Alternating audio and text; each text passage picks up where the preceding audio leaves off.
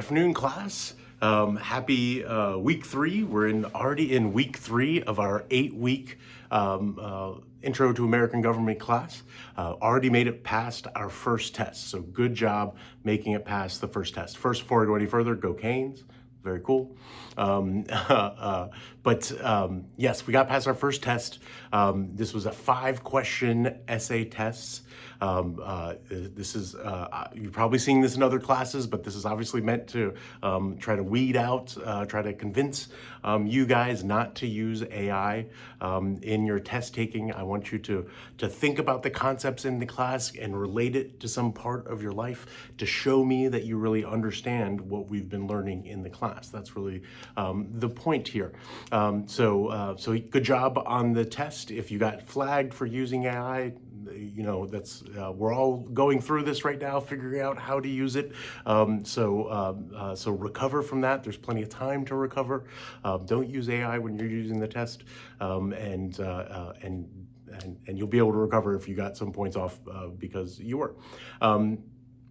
So we are going into week 3, gotten past our first test, going into our 3rd week, and we're going to have another test in just a week, but this is a big week for us. We're talking about the 3 branches of government, or at least 2 of the 3 branches of government this week. Really diving into what is our government. We talked about how our government was formed with the founding documents and federalism, talked about kind of the structure of our government forming, the Constitution, which really gives the rules around our government. Now we're going to dive deeper into the 3 branches. So the legislative branch, the executive branch, and the judicial branch. So that's Article 1, Article 2, and Article 3 of the Constitution. They wrote the Constitution to establish this new system. And they started with the legislative branch, which is what our Section 1 is going to be this week. The legislative branch, that's where they thought all the action was going to be. That's where they thought the important decisions were going to happen. So this is the Article 1 branch, the legislative branch, or the Congress. We talked about how our Congress is divided into a House of Representatives that represents the people and a Senate that's supposed to represent the states. Of course, now they represent the people as well. So we'll talk about the legislative branch. We'll talk about how do you think about being a good legislator. This is this concept of being are you a representative or a trustee? Are you a trustee or a representative of the people? Are you asking the people to trust you, or are you going to do exactly what the people say? Both are good ways of representing people.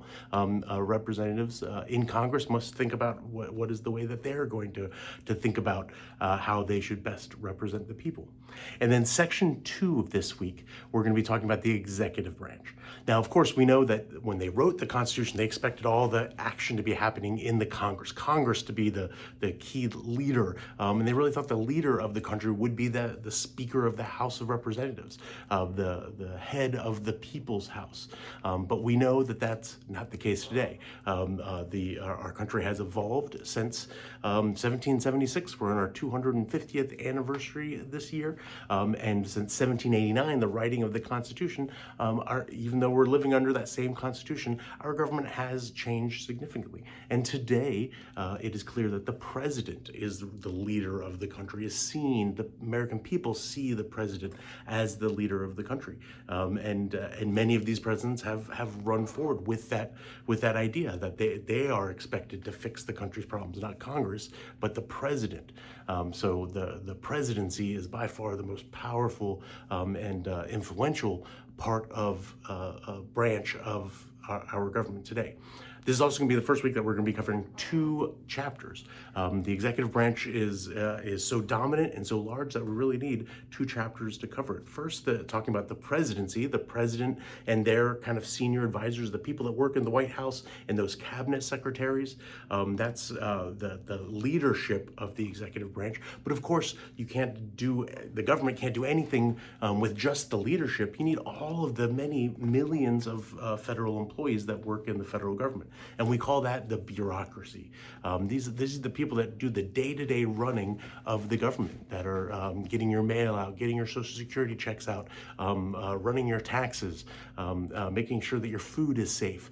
This is the bureaucracy. So we need to talk about both the leadership of the executive branch, the president and the cabinet, and those folks, and then the bureaucracy, all the other federal employees that do the day-to-day running of the federal government. So those are our sections for this week. We're covering 3 chapters, and yeah, I hope you have a great week, and we'll see you next week. Enjoy.